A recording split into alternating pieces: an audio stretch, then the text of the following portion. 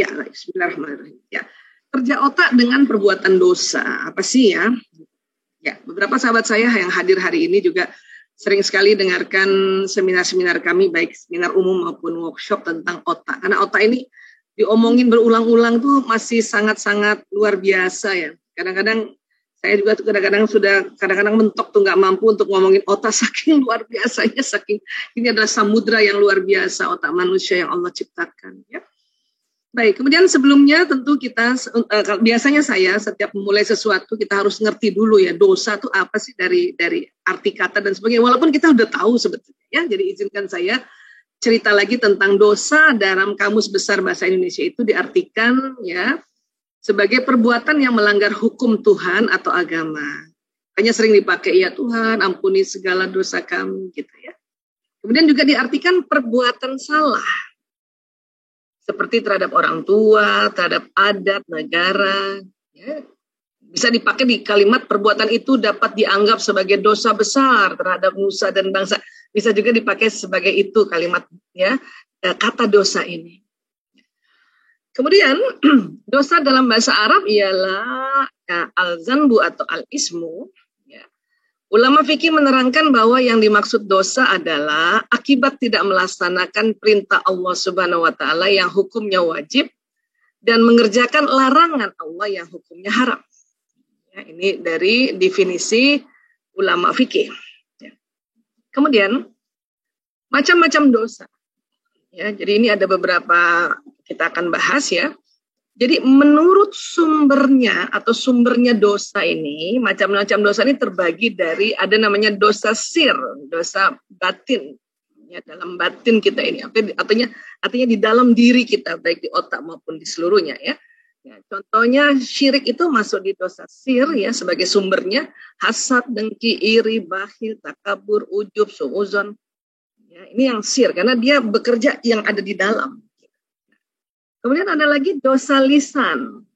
Ya, contohnya yaitu sumpah palsu, berdusta, memfitnah, mengadu domba, membual, mencaci maki, mengejek dan menghina. Jadi dari sumbernya yaitu lisan, ya. Ada juga dosa perbuatan ya. Contohnya itu tadi mencuri, berzina, membunuh, mendurhakai orang tua, berbuat zalim, ya, menyakiti fisik orang. Ini macam dosa menurut sumbernya. Ya, sumber perbuatan dosanya ya, sir, lisan dan perbuatan. Ya. Kemudian kalau menurut sasarannya dosa terbagi, ya, dosa terhadap diri sendiri. Ya, contohnya bakhil, takabur, ujub dan bunuh diri itu dosa terhadap diri sendiri. Dan dosa terhadap orang lain. Ya, contohnya ya membunuh, mencuri, menzolimi, menyakiti orang lain, memfitnah, mengadu domba, dan mendurhakai orang tua. Ya. Sekarang banyak banget ya fitnah-fitnah ya. Astagfirullahaladzim. Nauzubillah min zalik ya. Kemudian dosa terhadap Allah. Ya. Syirik. Tidak mengerjakan sholat, puasa, dan hal-hal yang diperintahkan Allah dan Rasulnya. Jadi ini sasarannya. Menurut sasarannya. Dia terbagi terhadap diri sendiri, terhadap orang lain, dan terhadap Allah. Kemudian lagi, menurut beratnya pelanggaran, kita sudah tahu ini ya, terbagi istilahnya ya, dosa kecil, ya shaghir, ya kecil, pelanggaran atas perbuatan yang tidak terinci bahwa pelanggaran tersebut adalah dosa besar. Ini definisinya ya. Mungkin saking banyaknya itu dosa kecil barangkali ya. Jadi dikasih definisi ini aja, pokoknya pelanggaran atas perbuatan yang tidak terinci sebagai dosa besar. Nah, itu saking banyaknya kali ya. Contohnya melihat sesuatu yang dilarang dan berbohong, karena ini yang paling sering gitu, ya, dan lainnya. Namun menurut sebagian ulama, dosa kecil yang dilakukan terus-menerus dapat dinilai sama dengan dosa besar. Jadi ini harus hati-hati. Gitu. Kemudian, ya, penggolongan lainnya itu tadi dosa besar. Ya. Jadi dosa besar itu pelanggaran hukum atas perbuatan yang telah ditentukan. Ini definisinya seperti ini. Ya. Contoh yaitu tadi musyrik, ya, kufur, mendurhakai orang tua, bersaksi palsu, bunuh diri, membunuh orang lain, mencuri, merampok, berzina dan sebagainya. Ya, nah kadang-kadang kan gitu ya orang sering melakukan kayaknya tuh ya bersaksi palsu gitu. Wallahi demi Allah, tapi dia bersaksi palsu, itu hati-hati banget, itu dosa besar. Baik, sekarang mulai kita bicara tentang otak ya. Saya akan kasih lihat lagi otak ya manusia ya. Ini modul yang saya selalu awali kalau kita mau bicara otak ya. Jadi Allah ciptakan ada otak besar dan ada otak kecil. Terbelah menjadi kanan dan kiri ya. Jadi ini otak besar biasanya sering disebut cerebrum. Ya, yang kecil cerebellum. Otak laki-laki lebih berat sedikit. Jadi otaknya Pak Rahman lebih berat sedikit dari saya, Pak. Ya, kurang lebih beratnya 100 gram lah lebihnya gitu ya. Misalnya kalau saya 1,5 kilo, Pak Rahman 1,6 Pak. Gitu. Ya. Karena laki-laki Allah kasih ada bagian otaknya yang sebagai pelindung wanita, ya, pelindung keluarga, itu dia agak dikasih besar oleh Allah sedikit, ya. Tapi kecerdasan dan kepintaran bukan karena besarnya otak ya. Perempuan pun bisa cerdas ya. Jadi insya Allah Bu Hesti kita tetap cerdas dan pintar ya Bu. Walaupun otaknya nggak terlalu berat ya. Insya Allah. Baik. Ya. Nah ini yang saya mau tekankan. Di dalamnya itu memang ada Allah ciptakan satu sistem namanya sistem limbik. Limbik system. Ini yang mengatur emosi. Ini mengatur emosi. Jadi tadi Pak Rahman cerita tentang nafs ya tadi ya, itu ini tadi nih. Setelah diteliti, kemudian dikonfirmasi para ulama, oh di sini tuh hawa nafs. Baik yang lawamah, amarah, dan tentu nafsu juga nggak semuanya negatif, ada yang bagus yaitu mutmainnah. Emosi juga gitu, nggak semuanya yang negatif, ada yang positif. Saya juga saat ini sering sekali bahkan setiap hari mensosialisasikan tentang si emosi ini. Karena inilah yang nanti ya setiap hari yang Nabi bilang kita berjuang, berjihad sesungguhnya itu adalah mengelola si otak emosi ini.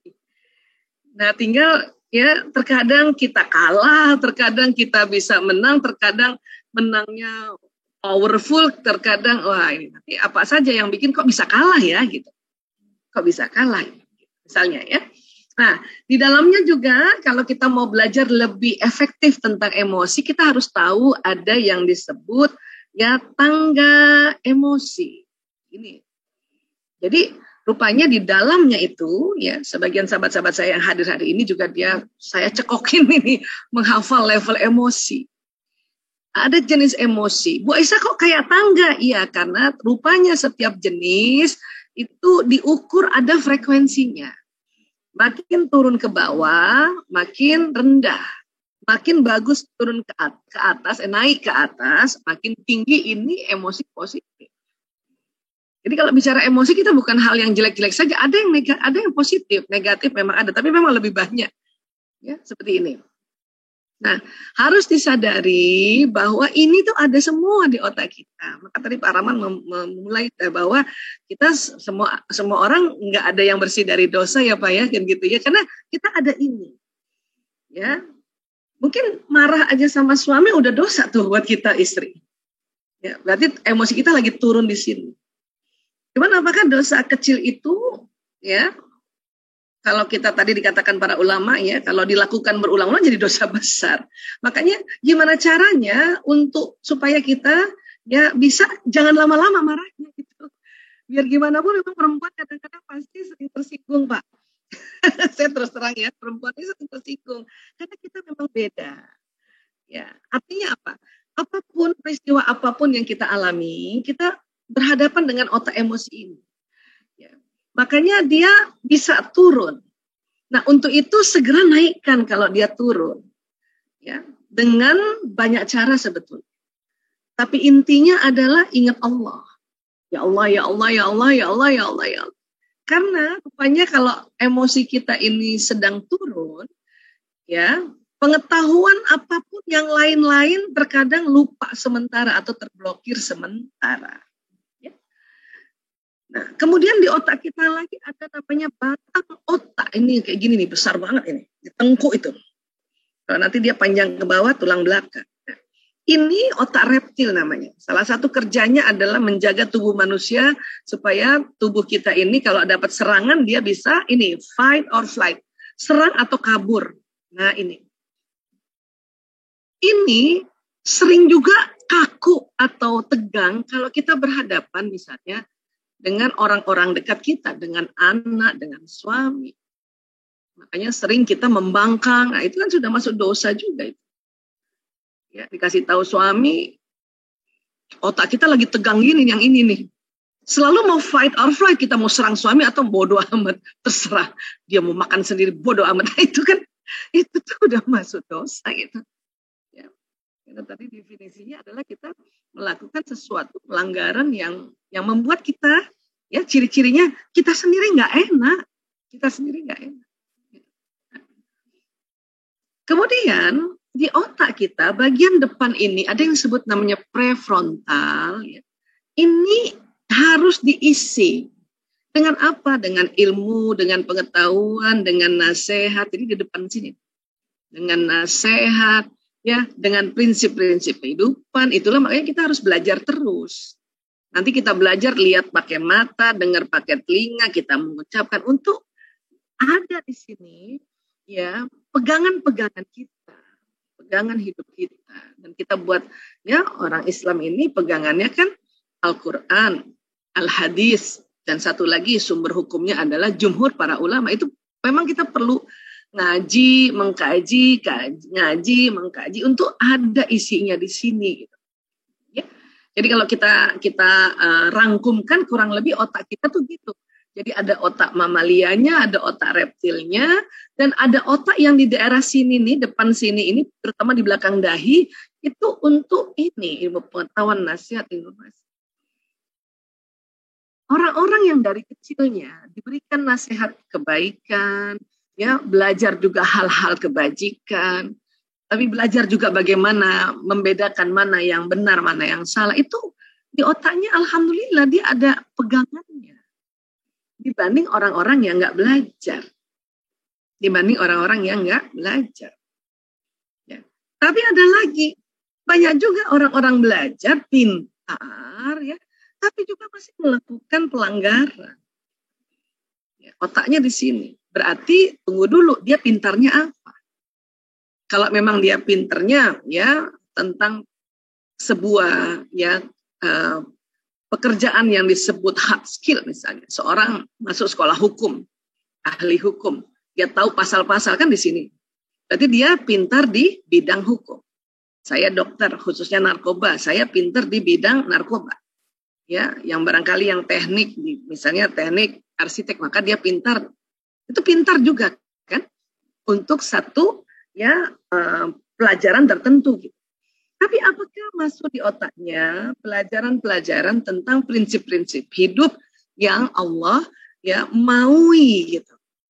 Di mana apa yang dilarang, apa yang disuruh itu ada nggak di otak kita? Itu juga pengaruh. Ada orang baru belajar pas udah besar. Nah gitu. Nah, kemudian di agak belakang sedikit ke sini, ini tersimpan memori pengalaman. Ini juga mempengaruhi. Orang itu sudah sekarang ini rajin taklim, tapi pengalaman waktu masa kecilnya, remajanya, dia kena trauma, kena pelecehan, apapun pelecehan mulut bahkan dari orang tuanya. Atau yang paling parah pelecehan seksual itu mempengaruhi juga. Mempengaruhi sehingga orang ini kok susah banget ya keluar dari perbuatan-perbuatan yang tadi kita sebut dosa tadi. Itu repot. Ya kalau punya pengalaman. Makanya kita sebagai orang tua mencoba untuk ya sebisanya tidak memberikan pengalaman buruk pada anak-anak karena nanti besarnya terganggu dia punya otak. Belum lagi otak mamalianya yang mereka belum tahu bagaimana cara bekerjanya. Belum lagi batang otaknya, belum tahu bagaimana cara mengelolanya. Kita aja udah besar-besar ini baru tahu gitu. Memang orang selalu bilang, ayo ya manage kamu punya emosi, kelola emosi. Tapi kalau nggak ngerti cara kerjanya, apa yang mau bisa dikelola kan? Maka kita buka dulu tentang ini loh otak manusia. Bu Aisyah, hewan mamalia apakah juga punya seperti ini otaknya? Iya, cuman bedanya neokorteksnya. Ya, mamalia lebih tipis, kita tebal. Ya, belum lagi nanti di sini ada watak kita. Watak juga Allah sudah kasih jalan kefasikan dan jalan ketakwaan. ya. Gitu. Dan yang harus disadari kalau ini sedang tegang dan batang otak tegang, ini ilmu-ilmu yang di sini tuh terblokir. Gitu.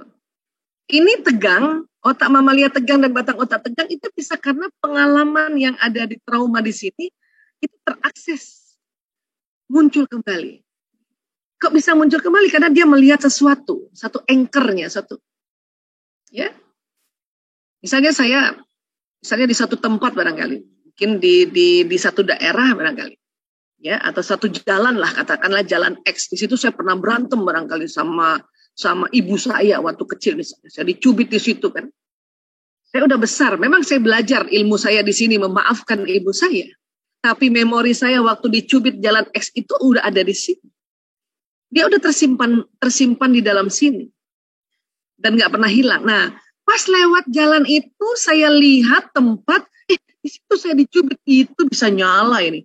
Nyala, dia perintah ini untuk jadi tegang, dia perintah ini untuk jadi tegang. Udah deh. Akhirnya ya banyak hal yang dilakukan. Pertama yang dimarahin adalah suami.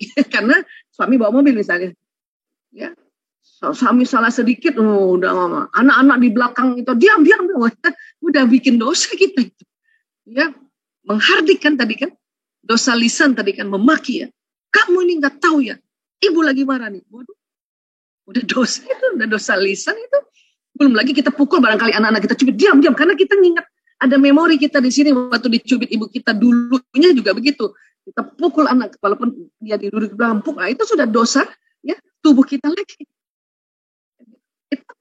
Memori itu bahaya sekali. Makanya mengapa ya kita sebagai orang tua sekarang harus banyak belajar parenting untuk jangan terlalu banyak kasih memori jelek pada anak. Kan gitu. Kalau kita udah terlanjur kadang-kadang orang tua kita kan zaman dulu belum ada penemuan-penemuan kayak gini yang lebih detail. Hanya dikatakan otak untuk fungsi akal lah. Gimana kerjanya belum tahu juga. Itu juga mempengaruhi. Makanya saya kalau menghadapi pasien-pasien yang kondisi sekarangnya kok aneh ya, padahal dia orang baik ya, kenapa dia melakukan itu? Saya pasti langsung tahu, ini trauma kecilnya ini bahaya banget. Membuat seseorang itu berubah. Ya. Nah ini.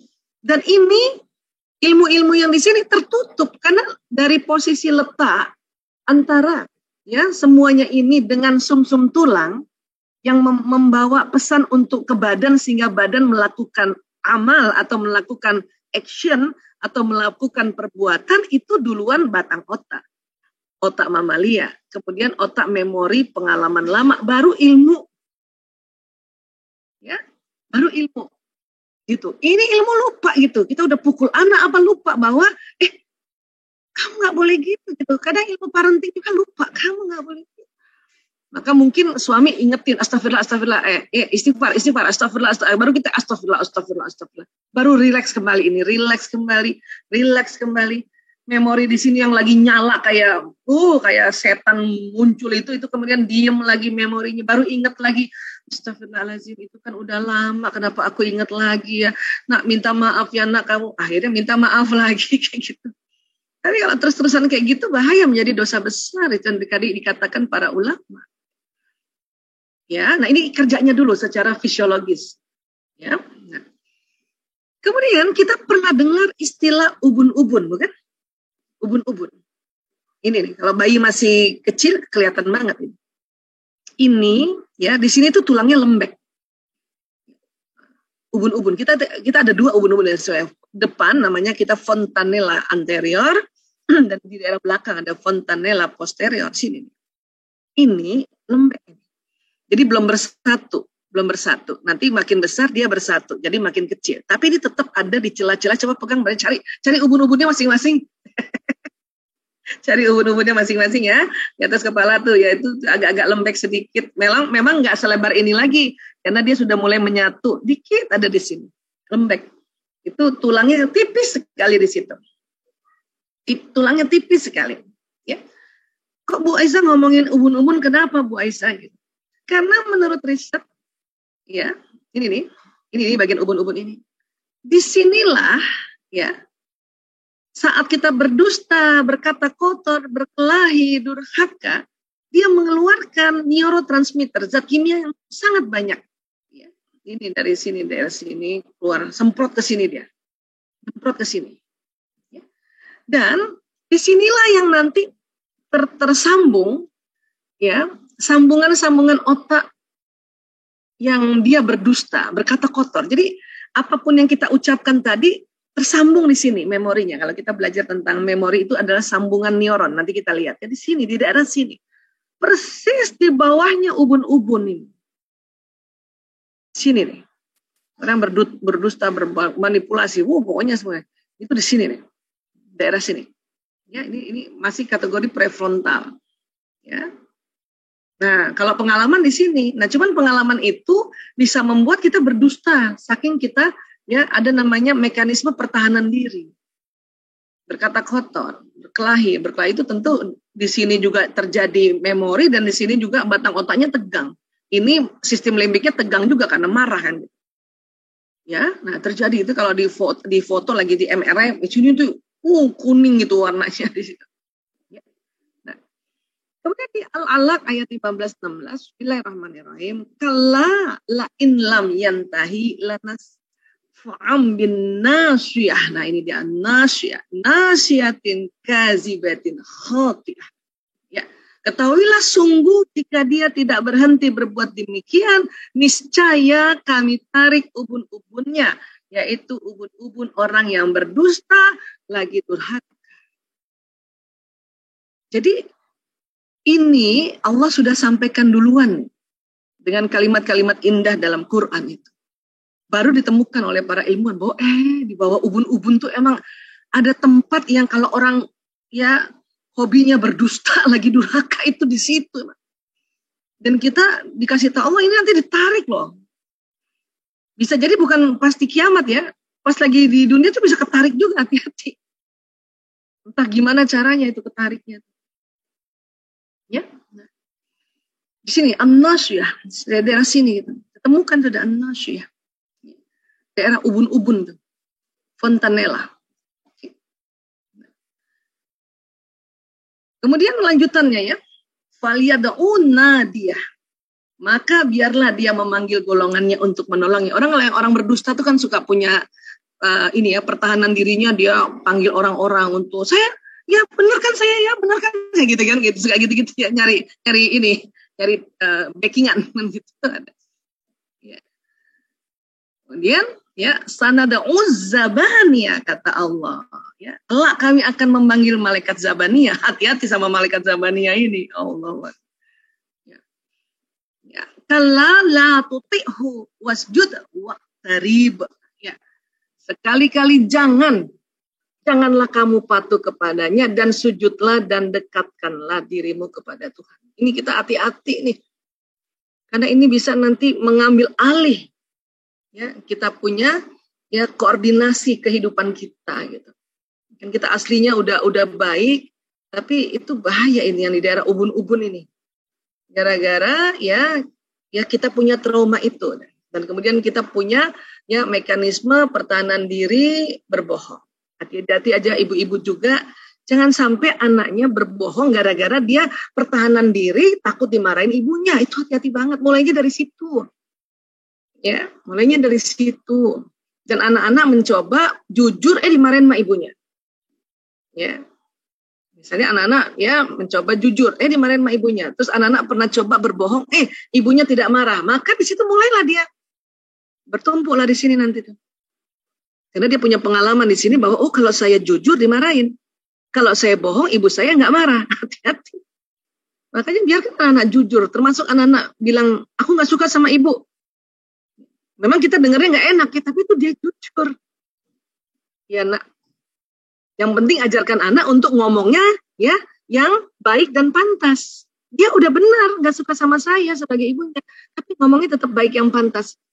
Iya nak, ibu terima nak. Ngomong yang baik dan pantas ya nak ya. Gitu. Daripada kita malah marahin. Kan emang dia gak suka sama kita gara-gara mungkin kita ya terlalu mengabaikannya dan sebagainya. Dia jujur. Kita marahin waktu dia jujur. Ya. Akhirnya dia harusnya gak suka. Dia bilang gak suka. Dia bohong. Nah waktu bohong ibunya tenang-tenang. Ya ini mulailah nanti terkumpul di sini hati-hati.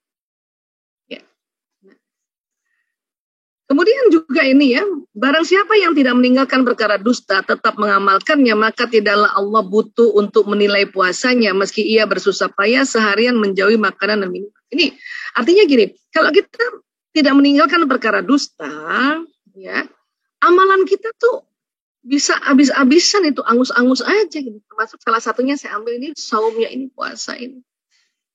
Dan yang paling parah itu di sini nanti di ya prefrontal yang bagian sini nih, yang di bawahnya ubun-ubun ini, ya terjadi tumpukan-tumpukan neuron yang tersambung-sambung ya dengan dusta. Karena paling orang sering lakukan, kenapa saya dari dosa semuanya saya indikan di dusta, karena itu paling sering banget orang lakukan. Awalnya disangkanya nggak apa-apa, tapi jadinya apa-apa gitu.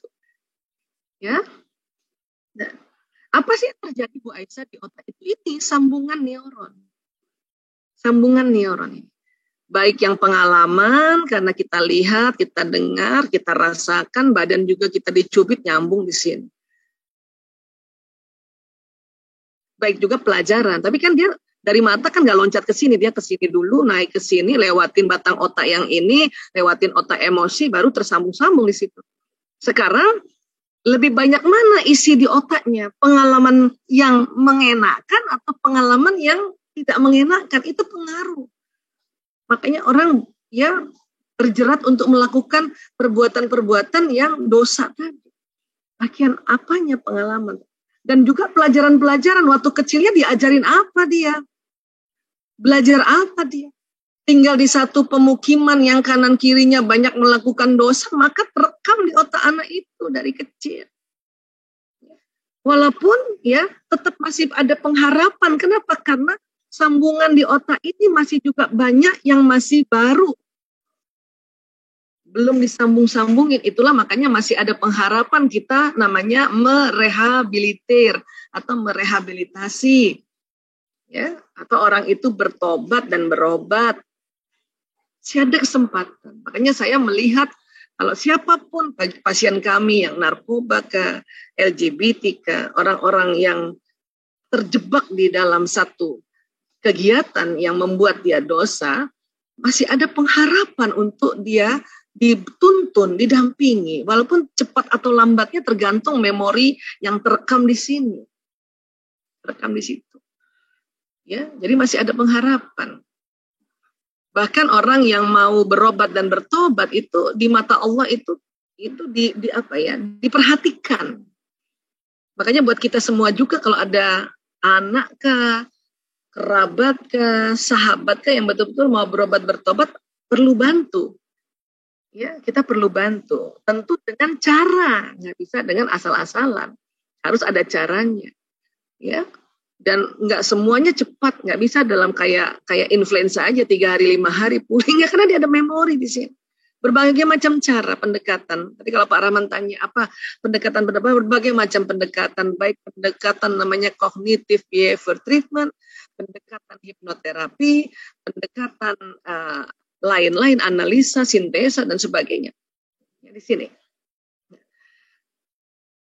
Ya, nah. Jadi jika manusia mulai berpikir berulang-ulang bahwa dia dalam kondisi yang sangat baik, maka otak akan mulai membangun koneksi saraf baru yang baik di otak. Makanya harus pada saat kita mencoba membantu orang-orang yang telah melakukan dosa ini, kalau dia mau bertobat ya dan berobat, maka dia harus ya yakin dulu bahwa dia harus ulang-ulang bahwa saya dalam keadaan baik, saya insya Allah baik. Maka nanti akan sambungan yang kita ulang-ulang itu jadi bergerombol di sini. Gitu.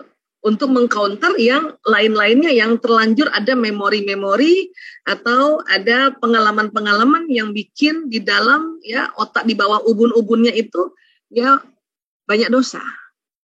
Gitu. Ini harus diyakini. Makanya kenapa kita men-setting dulu. Ya, kamu bisa setting dulu gitu. Ya. Nah.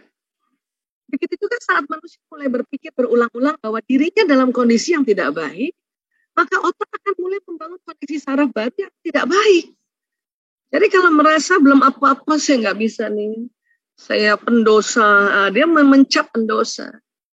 Saya nggak bisa berubah, saya itu akan juga terbentuk itu sambungan-sambungan yang nanti membuat seperti itu. Makanya harus ada sedikit dulu paling nggak keyakinan bahwa ya dia tahu bahwa saya keliru, saya dosa, saya sakit, dan saya mau berobat, saya mau bertobat dari dia mulutnya, bukan dari keluarga. Itu lebih bagus. Adapun kalau dari keluarga tetap juga kita terima, tapi kalau kita dengar langsung. Bohong atau enggak bukan lagi urusan kita dulu, bahwa dia ngomong, bahwa dia bicara bahwa ya Allah saya niat baik dan bertobat, itu ada sambungan di otak. Dia minta tolong juga sama siapapun gitu, sahabatnya kah, kerabatnya atau profesional kah, itu ada sambungan di otak. Makanya suruh ngomong aja lagi terus-terusan ngomong bahwa dia mau baik, bahwa ya, karena ada sambungannya. Tinggal mana lebih kenceng sambungan-sambungan yang negatifnya yang dulu sudah tersambung dengan ya sambungan-sambungan positifnya ini yang lagi berlomba dia. Makanya supaya tidak kalah sambungan yang baru ini itu ada pendekatan-pendekatan lain yang kita lakukan gitu. Ya. Nah, ini. Jadi semuanya memang berawal dari dalam diri kita. Karena sebagai makhluk yang diturunkan sebagai khalifah, manusia memang telah menggenggam kemampuan lengkap untuk mengubah otaknya sendiri. Kita dikasih kemampuan itu, ya. Tapi kadang ya perlu bantuan juga oleh orang lain karena sudah terlalu banyak memori traumanya yang merusak dia. Itu yang kita harus juga tahu. Di sisi lain kita preventif juga, sebisanya ya jangan lagi bikin ya memori-memori buruk pada turunan kita, anak turunan kita ini. Karena nanti kalau dia udah besar, kita nggak ada, siapa yang tolong dia, kan gitu. Walaupun mungkin ibunya misalnya yakin bahwa insya Allah, maaf.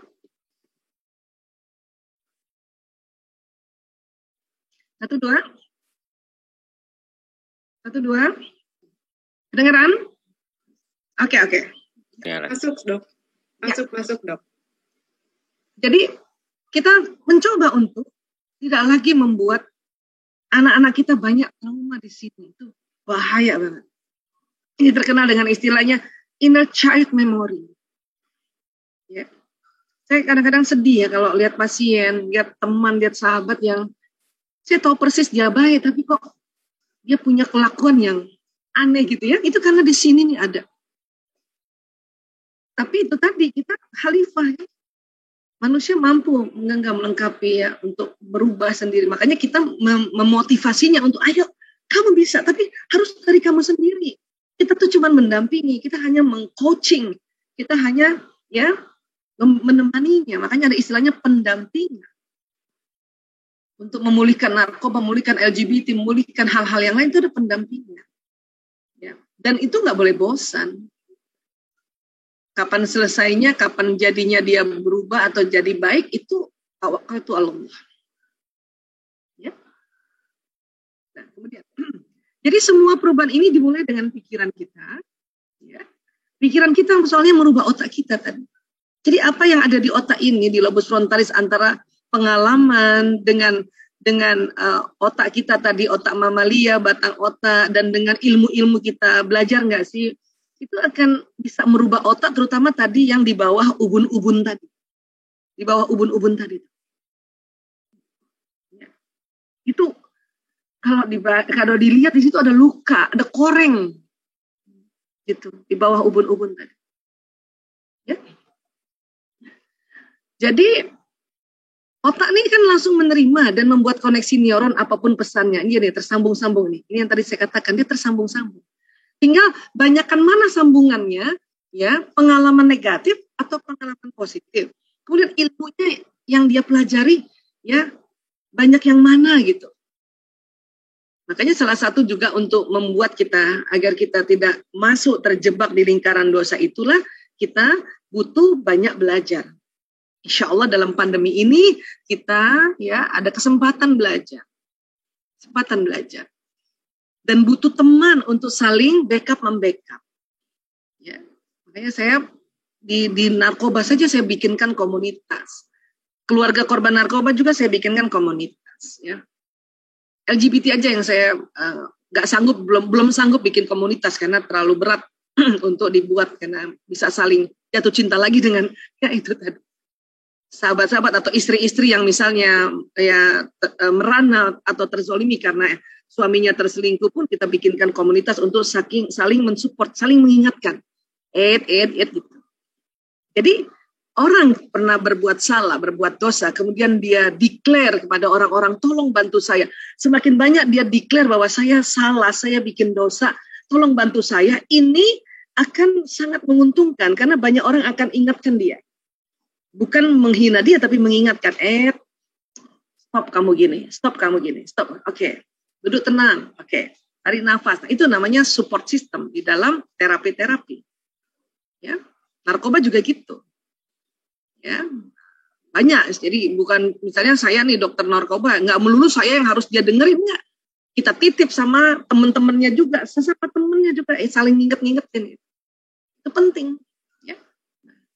Kemudian pikiran ini juga memberikan pesan kepada perasaan atau kita sebutnya kolbu ini. Kolbu mengarahnya ke jantung, Bu Aisyah. Iya, karena inilah kolbu. Walaupun kita sering mengartikan kolbu itu hati, karena ya organnya jantung, heart, my heart, ya bukan heart. Heart itu ya hati yang lever, ini jantung. Salah satu dari ulama yang saya ambil referensinya adalah Imam Al-Ghazali. Dalam bukunya ini, Teori Dasar Penyucian Jiwa, memberikan definisi tentang qalb. Apa itu? Kolbu adalah daging yang bersuhu panas, berbentuk kusam, berada di sisi sebelah kiri dada. Di dalam isinya ada rongga yang berisi darah hitam sekali. Ya, nah, makanya ya di dalam jantung ini ada rongga, di dalamnya ada darah hitam, dan dia ada posisinya di dada sebelah kiri. Nah, yang luar biasa bukan hanya masalah pemompaan darah ini loh. Tahun 91, penelitian J. Andre Armour, Montreal, Kanada, rupanya di daerah serambi atau atrium kanan ini, itu jantung ada otaknya sendiri. Jadi ada neuron juga kayak gini, ada sambungan-sambungannya. Maknanya apa?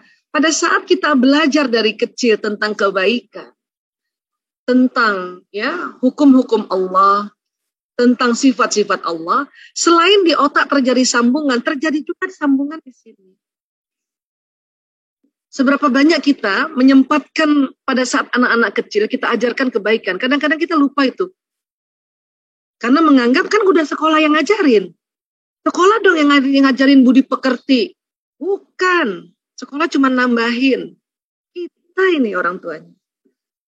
Ya, orang tuanya. Banyak banget saya lihat orang penyimpangan-penyimpangan. Saya tanya orang tuanya kenapa sibuk banget waktu masih kecil anak-anaknya. Semuanya sekolah yang dikasih.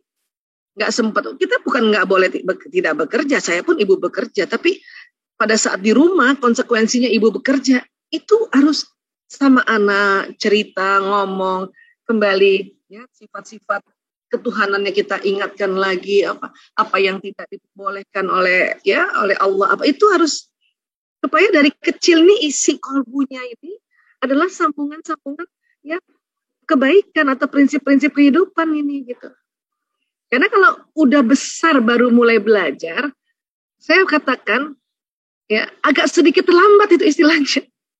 Kalau dari kecil diajarin, kolbunya itu diisi, ya itu bagaikan mengukir ya tulisan di batu, jadi nggak bisa hilang dia. Tapi kalau besar baru belajar itu kayak mengukir tulisan di air, walaupun ya dikatakan tidak ada kata terlambat juga. Cuman pada saat orang baru belajar dewasa, maka bersabarlah. Kenapa?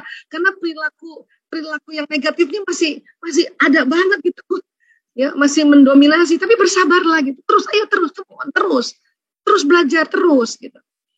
Tapi ketahuilah nggak bisa sendiri. Orang-orang yang sudah bikin dosa itu, dia nggak bisa sendiri dalam dia bisa bangkit. Harus ditemani. Baik dari keluarganya pun, baik dari sahabat maupun dari para profesional, supaya yang ngerti dia. Gitu. Ya. Nah ini jadi ada suara Tuhan kata ya para ulama, salah satunya Imam Al-Ghazali di sini. Dan ini baru ya Al-Ghazali udah ngomong sejak kapan ya, tahun 1100-an. Nah ini baru ketemu di tahun 91 ya Allah. Ya. Nah sekarang dari otak ke badan ada namanya sistem saraf, nervous system yang panjang sekali lewat tulang belakang, nanti dari tulang belakang keluar ke seluruh tubuh ini. Ya, ini dia. Nah, kurang lebih kayak gini nih. Ini sistem saraf pusat yang besarnya ya. Karena dari sini bercabang-cabang lagi kecil. Dan sistem saraf ini ada yang jalan di lapisan-lapisan otot kita gitu. Jadi ada saraf itu nggak melulu jalannya di permukaan, dia ada di dalam-dalam daging gitu. Jadi kadang-kadang sistem saraf kita tuh suka kejepit. Kalau otot kita tegang. Juga pembuluh darah. Sering kejepit kalau otot kita tegang. Makanya kita itu rasa keju-keju istilahnya tuh ya. Nggak jalan darahnya, nggak jalan saraf. Jadi karena memang dia jalan di antara ya selipan-selipan ini gitu. Ya. Nah inilah kurang lebih sistem saraf ini. Saya sering sekali bilang kalau kita menganalogikan sistem saraf ini kerjanya kayak kabel listrik. Jalan listrik di sini, dia jalan pesan, membawa pesan. Dari mana? Dari apa yang sudah terekam di otaknya. Dari pesan apa otak emosinya yang bilang, batang otaknya. Jadi memorinya dia di sini itu bisa jalan loh. Kadang-kadang tanpa rasa, nggak rasa istilahnya. Atau istilah kita bawah sadar. Ya, makanya dia bisa berdusta, mengelabui, manipulasi, ya, atau membangkang. Kalau membangkang udah bekerja sama ini nanti di batang otak tadi. Ya. Menzolimi diri sendiri akhirnya, menzolimi orang lain akhirnya. Dan ini juga sistem saraf membawa pesan apa yang ada dari mata, telinga. Termasuk juga itu tadi ya. Ini sistem saraf ini kan jalan di tubuh nih. Ya. Dengan kecepatan yang 240 km per jam ini cepat banget ini yang tertangkap oleh indera-indera kita untuk terekam di otak, dari otak ke bawah 320 km per jam ini. Sehingga membuat perilaku kan, membuat aktivitas, membuat amalan, membuat budi pekertinya dia gitu. Membuat akhlaknya. Apa isi otaknya gitu. Jadi kalau kita mau lihat seseorang, ya, apa isi otaknya, lihat perangainya aja. Ya. Dulu saya memang Bu Aisyah, preman. Dulu saya memang pembohong Bu Aisyah, tapi alhamdulillah sekarang saya berusaha terus. Oke, yang penting kita lihat perangai sekarang ya gitu. Kalau dulu kan kita nggak lihat, apalagi kalau kita bukan kerabat ya, jadi kita nggak tahu ya. Tapi kita lihat sekarang. Hati-hati juga di otak kita ya, jangan terlalu ya mengingat yang lama-lama gitu. Kita lihat yang sekarang. Oke, saya lihat yang sekarang ya. Buktikan ya sekarang ya, misalnya gitu. Gitu saya terhadap pasien-pasien atau terhadap klien-klien. Ya. Aku lihat ya, yang kemarin-kemarin oke, saya nggak lihat ya. Nah, cuman kadang-kadang keluarga yang dulu-dulu kan lihat, makanya di keluarga juga di otaknya ada memori trauma juga. Makanya kadang di dalam membantu orang-orang yang pernah melakukan dosa itu nggak bisa oleh keluarga sendiri. Kenapa? Keluarga juga punya trauma gitu. Makanya perlu bantuan yang lain, tim yang lain, atau ya sinergi dengan tenaga profesional. Karena kita diajarkan ya patokan-patokan. Nggak lihat yang kemarin, tapi yang sekarang. Oke. Walaupun tetap waspada, yang kemarin kan dia pernah begini. Cuman nggak boleh sebagai kita ingin membantu seseorang terpengaruh sekali dengan perangai yang lamanya. Kita ini yang apa istilahnya ya?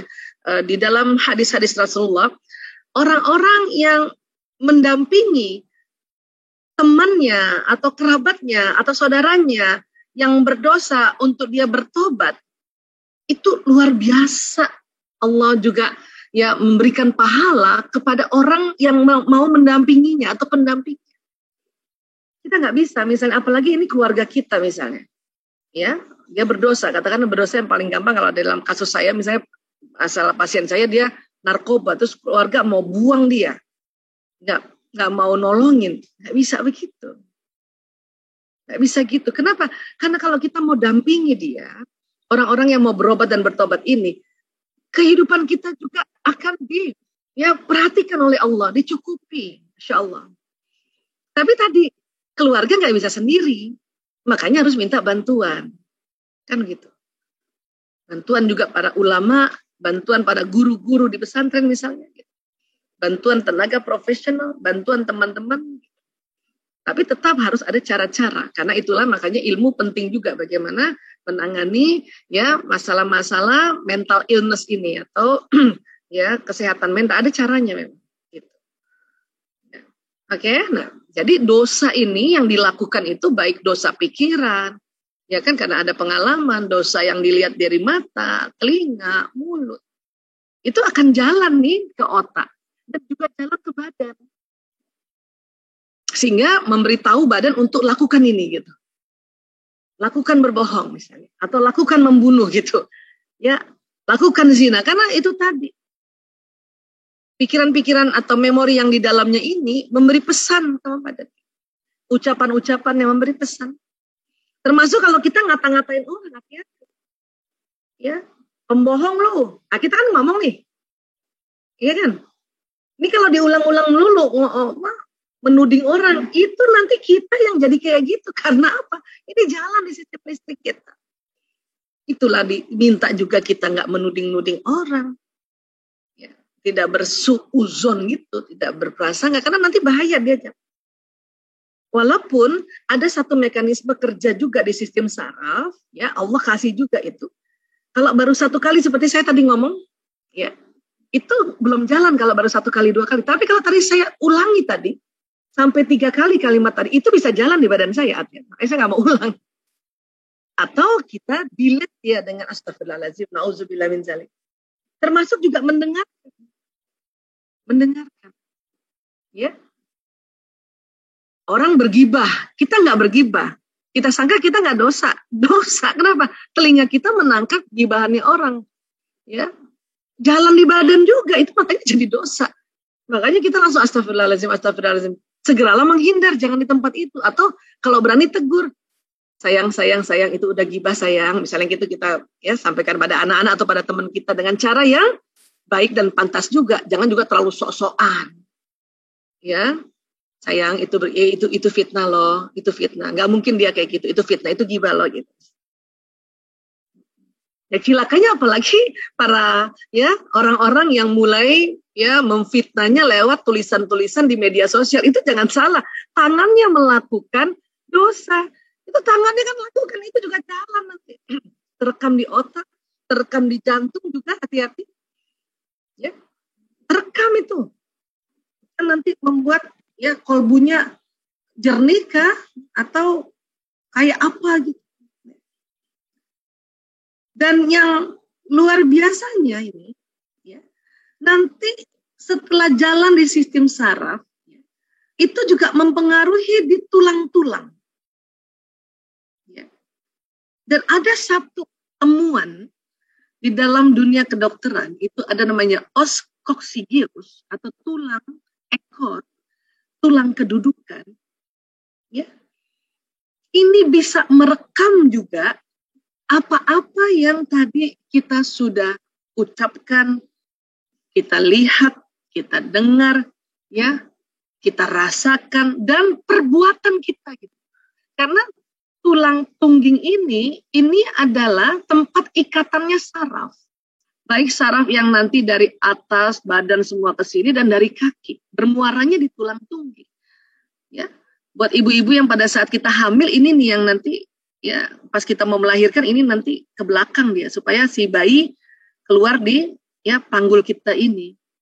Makanya orang-orang yang lagi hamil kan sulit duduk ya. Nah ini dia nih. Ini bisa merekam karena sistem saraf itu nyambung ke sini. Kemudian hadis riwayat Bukhari nomor 4953. Rasulullah bersabda, tiada bagian dari tubuh manusia kecuali akan hancur dimakan tanah. Jadi semua hancur, otak hancur, kolbu hancur juga, jantung hancur. Semuanya hancur. Kecuali satu tulang, yaitu tulang ekor. Darinya manusia dirakit kembali pada hari kiamat. Jadi hancur. Tadi kan otak nih menyimpan memori. Jantung juga menyimpan memori nih, ceritanya nih kolbu menyimpan memori ya. Tapi pada saat kita meninggal dan kemudian kita dikubur, semua hancur. Kecuali tulang ekor. Nah tulang ekor ini nanti setelah hari kiamat ini, kemudian ya kita dikumpulkan, ya, sebelum dikumpulkan padang mahsyar, tulang ekor itu naik di permukaan alam semesta. Kemudian ada beberapa hadis lagi dikatakan Allah akan menurunkan hujan seperti sperma seorang laki-laki, dari tulang tungging ini terrakit kembali kita, terkloning kembali, jadi kita. Sehingga waktu dikumpulkan di padang mahsyar itu betul-betul manusia. Kita yang utuh juga sebagai manusia, walau alam kayak apa bentuknya, tapi tulang ekor ini yang merakit gitu. Ya, ini juga salah satu hadis lainnya, ya. Seluruh bagian tubuh anak Adam akan hancur dimakan tanah, kecuali tulang ekor. Dari tubuhnya diciptakannya dan dengannya dirakit kembali. Ya, ini hadis riwayat Muslim nomor 2955. Ini beda ya, kan dua hadis nih. Tapi intinya itu sama, ada tulang ekor. Dia bukan hanya untuk dirakit, tetapi tulang ekor itu merekam semua aktivitas kita. Baik yang baru diniatin maupun yang sudah dilakukan. Baik pekerjaan atau perbuatan yang positif maupun negatif. Perbuatan amalan soleh atau dosa itu terekam di tulang ekor. Nanti inilah yang nanti membuat kesaksian tulang ekor ini. Tulang ekor. Ya. Bahkan dikatakan manusia ini 2 kali lahir itu ya, dari tulang ekor ini. Lahir dari ibu dan ya dari ibunya dan lahir dari ibu pertiwi kita ini. Yaitu tanah itu naik dia tuh. Yang mana sih Bu Aisyah? Ini loh, tulang penting ini nih. Ini kalau di pesawat itu kayak black box. Dulu saya pikir black box itu kotak hitam itu di bawah tempat duduknya pilot. Saya pikir dulu waktu masih kecil. Ternyata dia di belakangnya di ekor pesawat. Kenapa? Karena dibikin terinspirasi dari kerja saraf manusia. Black box itu kan terisi rekaman apa yang dilakukan oleh para pilot dan co-pilot, apa yang diomongin, apa yang sudah sempat itu kan. Itu terinspirasi dari tulang tungging. Kita juga gitu, semuanya ada di sini. Rekam. Ya. Bahkan dulu waktu kita masih di dalam rahim ibu, justru yang terbentuk pertama itu memang tulang tungging dulu. Makanya disebut primitive stage. Dari tulang tungging itulah terbentuk saraf-saraf. Jadi saraf itu bukan dari otak ke tulang tungging. Dari tulang tungging ke otak. Ya. Dari tulang tungging ke otak. Masya Allah. Ya. Dr. Othman Al-Jilani, Profesor Bidang Histologi dan Patologi Sana'a University di Yaman bersama Syekh Abdul Majid pada Ramadan 1423 Hijriah itu sekitar November 2002 ya.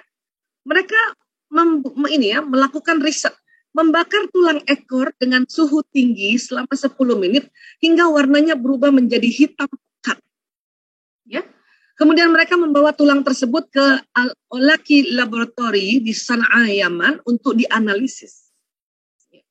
Hasil laboratorium menunjukkan sel-sel pada jaringan tulang tidak terpengaruh oleh pembakaran suhu tinggi. Tulang tungging ini nggak bisa rusak. Dibakar, pernah dites itu di bulldozer, nggak hancur. Tulang lain masih hancur. Nggak hancur. Penelitian ini dilakukan untuk mencari tahu kebenaran tentang sabda Rasulullah SAW. Memang dikhususkan untuk itu. Tulang tungging. Berarti kan apa yang kita pernah lakukan, sel-sel itu kan ada di sini. Tulang tungging ini. Ya. Bahkan sering banget itu ditemukan kalau lagi digali ulang itu, tulang tungging ini nggak hancur. Dia nggak hancur. Yang lain bisa hancur. Memang gigi agak lama, tapi kalau udah ratusan tahun pun ini nggak hancur. Di bulldozer nggak hancur. Dibakar dengan suhu tinggi nggak hancur. Bahkan dalam-dalamnya sel-selnya itu, memori-memorinya nggak hancur. Tapi kecil banget ya Bu Aisyah, itu luar biasa. Ya Allah ya Rabb. Ya. Maka, ya, bagaimana caranya Bu Aisyah untuk tadi itu dosa-dosa tadi itu, dosa kecil, dosa ya yang kita istighfar. Saya Nggak bosan-bosan setiap ngomong istighfar. Itu bukan untuk ngasih tahu teman-teman, itu ngasih tahu diri saya juga. Istighfar, astagfirullahaladzim. Karena waktu istighfar, astagfirullahaladzim, itu jalan. Ya. Dan kita berharap memori yang terekam di tulang tungging itu juga di-delete. Bukan hanya mendelete memori yang di otak dan memori yang di jantung tadi, karena dia kan tersambung juga. Tapi juga mendelete apa yang di tulang tungging tadi. Istighfar, perbanyak istighfar, astagfirullahaladzim. Astagfirullahaladzim. Dia jalan kan astagfirullahaladzim. Dan ada baiknya teman-teman sekarang ya untuk menambah ya istighfar kita menjadi kehusyuan. Bayangkan pada saat istighfar, kalimat istighfar itu jalan ke sistem saraf dan bermuara ya. Dia bayangin ya caranya, kita sama-sama ya latihan ya. Bayangin dia ke otak dulu istighfarnya. Bayangin otak-otak bagian depan kita nih, otak ya. Kalau otak-otak jadinya ikan dong ya. Otak di depan kita ini memorinya ya dipulihkan. Kemudian bayangkan istighfar berikutnya di jantung itu memorinya dipulihkan sambungannya itu. Dan istighfar berikutnya yang ketiga bayangkan dia jalan ke badan, tulang tungging kita nih kalau perlu rasakan tuh bagian pantat kita itu, tulang ekor kita itu di-delete, dihapus. Ada hal-hal yang kita ya sempat lakukan. Yuk kita sama-sama yuk istighfar yuk. Astagfirullahaladzim. Rasakan istighfar itu jalan dulu ke otak kita. Ya. Istighfar berikutnya, astagfirullahaladzim. Rasakan dia jalan di jantung kita itu. Lewat sistem saraf ini.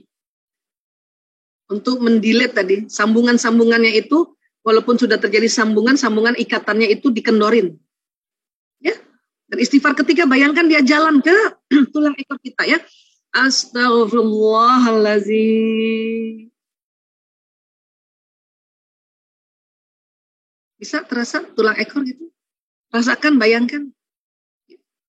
Karena kita perlu pembayangan. Kenapa? Kalau lagi kita membayangkan itu kerja otak kanan soalnya. Astagfirullah. Waktu kita istighfar baru kirinya. Sambil bayangkan itu kerja otak kanan. Supaya betul-betul dia jalan ke sistem saraf ini. Ke whole. Ya, ke seluruhnya kanan kiri. Dan bermuara di tulang tungging. Astagfirullahaladzim. Astagfirullahaladzim. Astagfirullahaladzim. Makanya istighfar ulang terus. Bahkan mungkin sebelum ke otak dulu, karena tadi kita salah ngomong barangkali ya. Habis memaki anak kah, menghardik suami kah, menghardik orang tua. Istighfar untuk mulut dulu. Astagfirullahaladzim. Astagfirullahaladzim. Mungkin habis dosa, lihat mata ini ya. Mungkin lihat hal-hal yang berbahaya atau buruk. Astagfirullahaladzim. Kita rasakan dia jalan sini dulu. Atau telinga mendengar ya. Astagfirullahaladzim. Atau badan kita juga ya melakukan kebaikan tapi kita tunda-tunda. Itu juga rugi loh. Itu juga bisa masuk dosa. Menunda kebajikan itu termasuk juga bisa kerugian itu. Dosa itu kan maknanya juga kerugian. Astagfirullahaladzim. Ya, astagfirullahaladzim. Harus misalnya cepet nih suami datang. Ya, kita cepet-cepet bikinin minum. Kita agak tunda-tunda dulu sedikit. Antar dulu Itu juga dosa, itu kerugian tuh. Segera istighfar, astagfirullahaladzim. Kita menunda kebajikan juga. Itu kan rugi gitu. Istighfar ini keren banget. Astagfirullahaladzim. Astagfirullahaladzim. Astagfirullahaladzim. Bayangin dia jalan sistem saraf ini. Dan terakhir harus bayangkan dia tulang tungging terdelete. Bukan apa-apa. Itu nanti yang ke bawah. Oke lah, memori yang di otak hancur udah di tanah. Memori yang di jantung hancur sudah. Tulang tungging nggak hancur. Itu yang membawa kita nanti. Ya, apa yang kita perbuat sebagai persaksian. Kemudian waktu dirakit, nah itu udah nggak bisa di-delete. Pada saat ruh kita sudah di leher tadi, waktu Pak Rahman tadi membawakan introduction-nya, kita nggak bisa delete itu. Kenapa? Udah di leher. Di sini udah nggak makna lagi di tulang tungging, udah di leher. Ruh itu. Artinya apa yang kita istighfarkan dia udah nggak, jalannya udah mentok di sini. Itulah dikatakan salah satu hikmahnya mengapa pada saat ruh sudah di leher kita udah nggak bisa minta ampun lagi. Makanya pas kita lagi sakit dikasih sakit Allah sambil rebahan segeralah istighfar karena kita nggak tahu kapan matinya, kapan meninggalnya. Istighfarlah karena mumpung ruhnya belum di leher, Jadi omongan kita, istighfar kita kan dia tulang tungging di bawah. Segera istighfar. Karena kalau udah di sini, udah nggak bisa lagi. Ini udah ketutup ya. Nggak ada kehidupan lagi. Kalau ruh udah di leher, ini udah nggak ada kehidupan lagi. Mulai kaki sampai daerah sini. Makanya udah nggak bisa mendilet lagi. Apa yang mau didilet? Udah tutup. Ya. Dan istighfar ini jalannya cepet. Ya. Sebagaimana tadi juga cepatnya kita menangkap informasi dari mata, telinga, ucapan, dan sebagainya. Gitu. Ya. Nah. Astagfirullahaladzim. Aku memohon ampun pada Allah yang Maha Agung. Selain istighfar ini jalan ke sistem saraf, pada saat kita istighfar itu, ya mulut kita mengeluarkan karbon dioksida bersama energi-energi negatif. Astagfirullahaladzim. Itu keluar karbon dioksida tuh. Nanti hidung narik oksigen. Coba kita istighfarnya sama-sama ya. Astagfirullahaladzim. Perhatikan hidung otomatis ambil oksigen. Astagfirullahaladzim. Hidung langsung tarik oksigen itu. Kenapa? Karena oksigen sangat dibutuhkan. Ya, sangat dibutuhkan. Nanti pertukaran antara paru-paru dan jantung, kemudian jantung memompa darah, dia ke otak, itu membawa oksigen, di mana batang otak kita ini yang tadinya tegang, otak emosi yang tadinya tegang, ya kena oksigen, itu langsung rasanya langsung dia ya melembek kembali atau merileks kembali. Makanya kita ingat ilmu-ilmu yang kita pelajari di sini. Oh iya ya, kata Allah begini. Oh iya ya, kata Nabi begini. Oh iya ya, kata ibuku begini.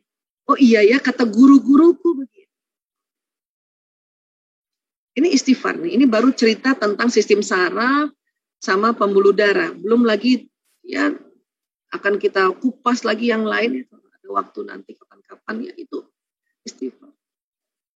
Dan ingat kok pandemi COVID ini, COVID itu sering banget yang pertama sekali yang diserang ini. Jadi itu tadi makanya saturasi menurun karena oksigen yang masuk kurang.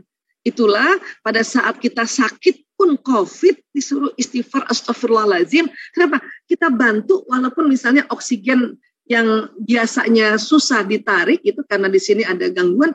Tapi waktu kita istighfar astagfirullahaladzim karena ini banyak huruf jaharnya, dia cepat-cepat mengeluarkan karbon dioksida agar oksigen cepat langsung naik di hidung. Astagfirullahaladzim. Astagfirullahaladzim. Ya, termasuk juga ya kalimat-kalimat thayyibah lainnya. Tapi di antara kalimat thayyibah yang huruf jaharnya banyak adalah istighfar. Astagfirullahaladzim. Dan juga tahlil. La ilaha illallah. Tuh ya, coba kita tahlil ya. La ilaha illallah. Lihat, perhatikan hidung langsung tarik oksigen yang banyak. La ilaha illallah. Itu juga kalau kita merasa kita tadi banyak melakukan kehilafan atau kita sebut dosa ya. Mungkin dosa-dosa kecil, segeralah istighfar, segeralah bertahlil. La ilaha illallah. Astagfirullahaladzim. La ilaha illallah. Ya, karena dengan bertahlil juga kita memperbaharui keimanan kita ya. Seperti itu. Ya. Nah. Kemudian kalau kita melakukan dosa besar, ya, SOP-nya disuruh sholat tobat, bukan? Sholat tobat. Ya. Nah setelah sholat tobat kan kita istighfar juga lagi. Ya. Kenapa begitu? Karena ada gerakan-gerakan ini yang membuat apa? Yang membuat otot-otot ini tegang, jadi rileks dulu. Ini dari segi otot dulu ya. Kan tadi kita belajar, sistem saraf itu jalannya bukan di permukaan kulit, tapi di antara otot. Sehingga pada saat kita tegang, sistem saraf itu kepencet. Kita istighfar berulang-ulang juga, takutnya belum sampai di tulang tungging. Karena sistem sarafnya kepencet, karena otot tegang. Maka kita disuruh melakukan sholat. Maknanya, salah satu makna dari jutaan makna dari sholat itu adalah, ya, otot ini rileks gara-gara gerakan-gerakan ini. Sehingga Sistem saraf yang kepencet oleh otot-otot itu jadinya jalan lancar lagi. Bukan hanya sistem saraf, bahkan sistem pembuluh darah, bahkan sistem yang lain, ada sistem limfa, ya, sistem hormon. Gitu.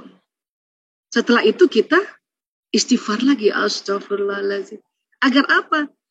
Istighfar kita setelah sholat tobat itu cepat, ya, sampai di tulang ekor tadi.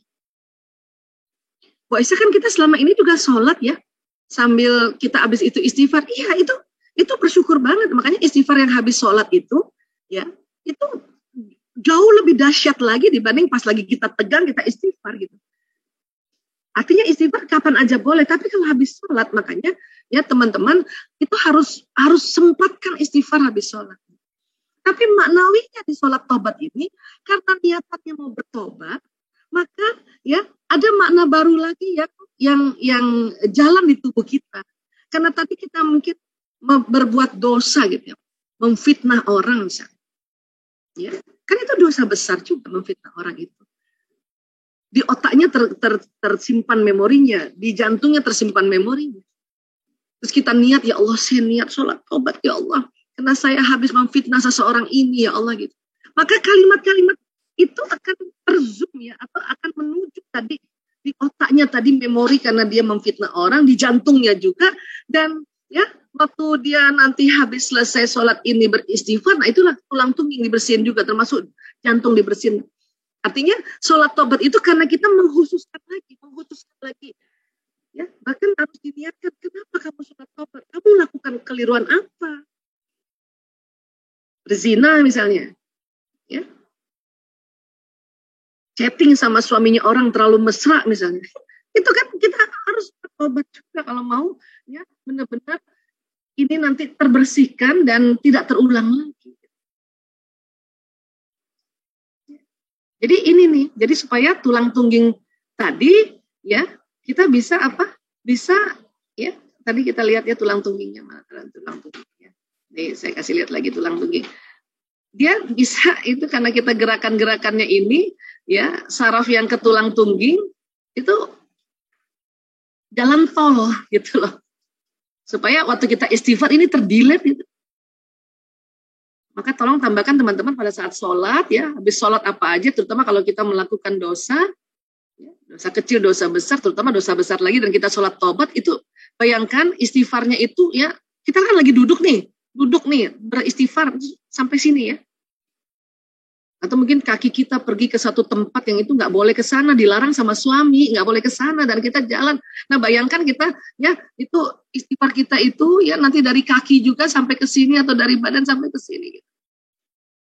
Ya, gitu caranya supaya ya ini makin benar-benar masuk ke sini. Karena orang juga istighfar terburu-buru, itu nggak sampai ke sini.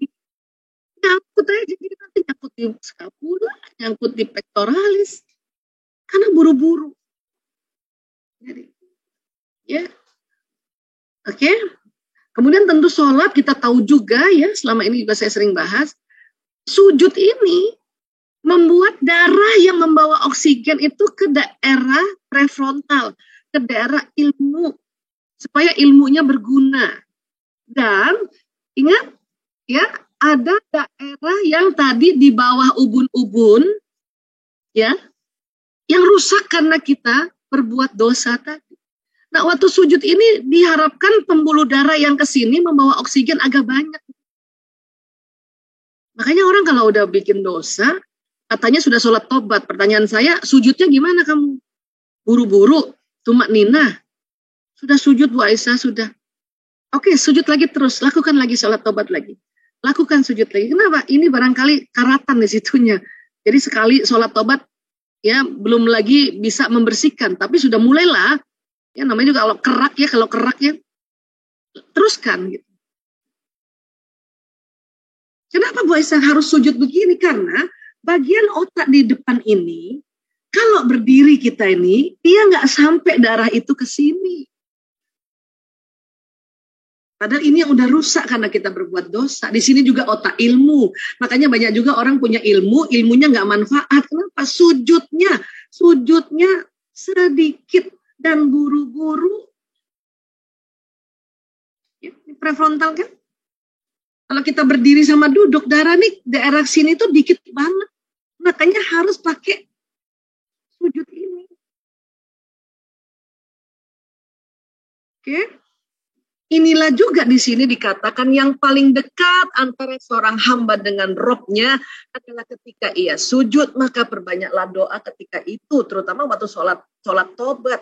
Pas lagi sujud ini ngomong apa? Supaya ini nih tempat yang di otak ini, yang rusak karena dosa kita ini, ya masuk lagi afirmasi doanya ke situ selain dialiri darah yang ada oksigennya, nutriennya, ya, vitaminnya, mineralnya.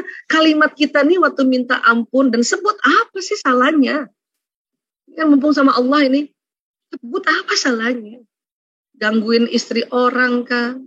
Gangguin suami orang kah? Ya, menghina anak yatim kah?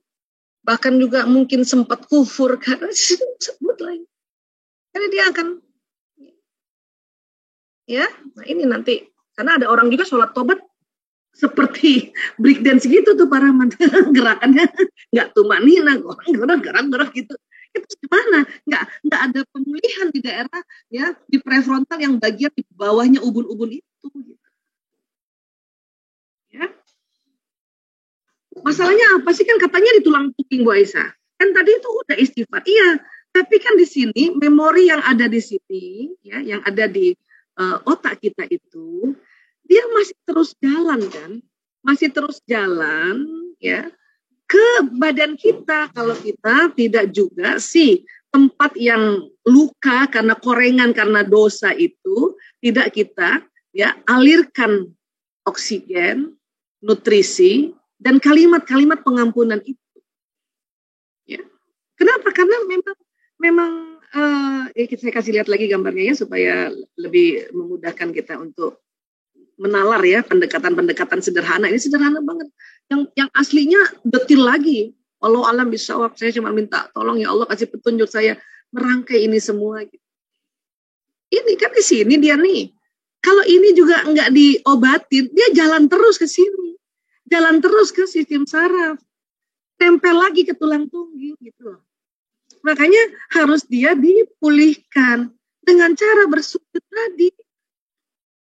Kalau enggak, memori yang di sini nih, yang di bawah ubun-ubunnya nyala juga lagi terus.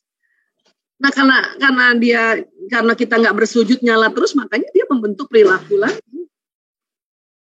Walaupun mungkin saya udah istighfar, ya, tapi karena dosa besar, berarti di sininya juga lukanya, korengnya besar, maka harus awali dengan sholat tobat. Tapi percuma juga dia sholat tobat Bu Aisyah, nanti dia nggak berhenti. Nggak percuma, mulailah dengan sholat tobat. Kalau dia sholat tobatnya sungguh-sungguh dan rutin, maka berhenti perilakunya. Karena perilaku ini diperintah oleh sistem saraf ini.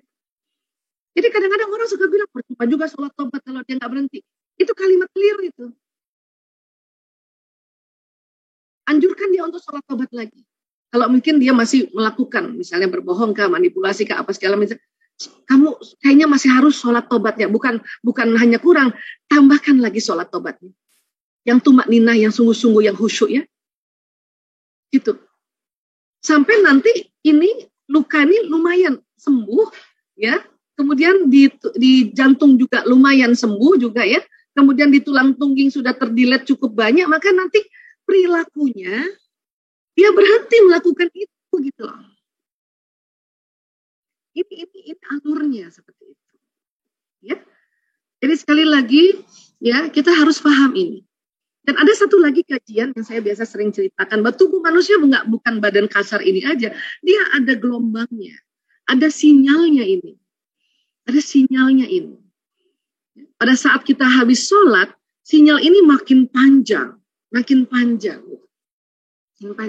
Nah kalau ini keluarnya dari pembuluh meridian. Ya, kenapa ada derajat-derajat ini Bu Aisyah? Kalau ini di total 360 derajat, karena putaran ini 360 derajat, dia bertawaf 360 derajat untuk mengeluarkan sinyal ini. Maka orang yang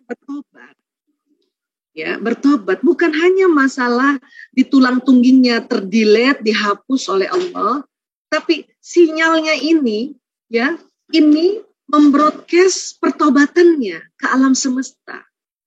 Sehingga akan ditarik peristiwa-peristiwa yang membantu orang ini untuk bisa betul-betul bertobat. Mungkin ditarik teman-teman, ditarik dia berada di satu kelompok grup atau kumpulan. Karena doanya itu juga. Hanya karena mungkin luka di otaknya karatan, itu makanya perlu ditariknya teman-teman yang membantu dia untuk sama-sama brushing gitu, atau sama-sama bantu ngebersihin. Jadi kalau ada orang dosa dan dia ada di lingkungan kita kalau kita tampi dia, kita buang dia, itu ya kita keliru. Tapi ya dia harus bilang, minta tolong gitu. Karena bisa jadi kita ada di dekatnya, karena selama ini dia udah minta tolong untuk, ya Allah saya ini banyak banget bikin dosa, tapi saya udah kacau jiwa saya, gangguan di otak saya, ya Allah saya nggak bisa sendiri. Pertemukan saya dengan orang-orang yang bisa bikin, itu kan ketarik tuh. Walaupun pas dia udah di kelompok kita juga dia melakukan hal itu, karena dia masih belum bisa lagi ya untuk dia berkata jujur ya. Nah, pada saat dia udah berkata jujur, tolong saya, ini saya betul-betul dosa. Saya betul-betul nggak tahu ini kenapa otak saya ini kayak ada setannya yang jalanin. Bantu saya. Sama seperti anak-anak narkoba, dia datang ke tempat rehab itu dalam rangka ya untuk minta tolong. Tapi dia bisa sampai ke rehab itu kan karena doanya dia juga sebelum-sebelumnya atau doa orang tuanya. Ya Allah, anakku berbuat dosa, pertemukan orang yang bisa bantu, pertemukan teman-teman.